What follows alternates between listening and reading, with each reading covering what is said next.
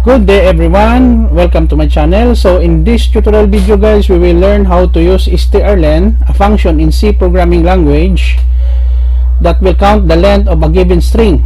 Before we start, I would like to say thank you so much to all my viewers, silent viewers, and supporters in my channel. Thank you for watching my videos, sharing, and most importantly by subscribing. If you are new with my channel and then you like this kind of videos, please hit the like button. Don't forget to share and please support my channel guys by clicking the subscribe button. You may click also guys the notification bell button of this video so that you will be notified with my newly uploaded video. So let's begin. I will put a link in the video description guys where you can download the complete source code for free in my two websites. Okay, so let's get started. So we have here sharp include IO stream for input output in every C program. So basically I'm using code blocks as my text editor in text IDE or integrated development environment in C and C++ programming. It is free to download in the internet in their website. And then we have here sharp encode string.h for to call the strlen function. So we have here void main. It is the starting and ending point of every C program. We have here begin, and then we have a character. We have here character the word, a series of character for the word programming. There are 11 characters. So int is len underscore str len underscore str equals strlen. The strlen will count the number of characters in a given string. In this case, we should have 11 characters in the word programming str.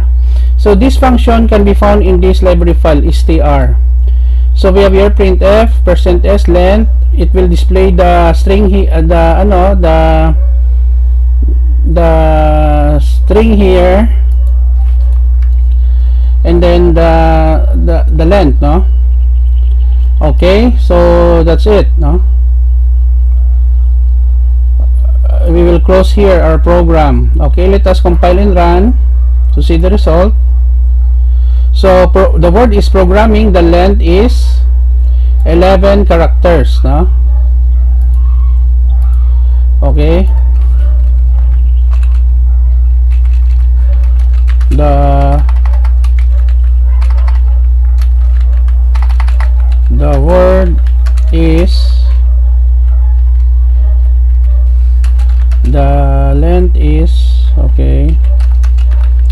Let's say we have here another word, computer technology.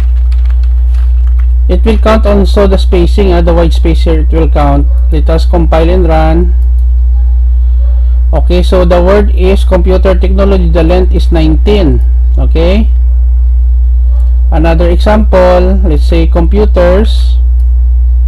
We will remove the word technology, Ctrl S to save, build and run. In the word computers, we have 9 characters, 1 2 3 4 5 6 7 8 9. Okay, that's it now. So our program using strlen, we accurately count the number of characters in a given string. Okay guys, so this is the end of our tutorial video on how to use strlen in C programming language. I hope that you entertain and learn in this tutorial video. Thank you so much guys for watching. Don't forget to like, share, and please support my channel guys by clicking the subscribe button. I will put a link in the video description where you can download the complete source code for free in my two websites.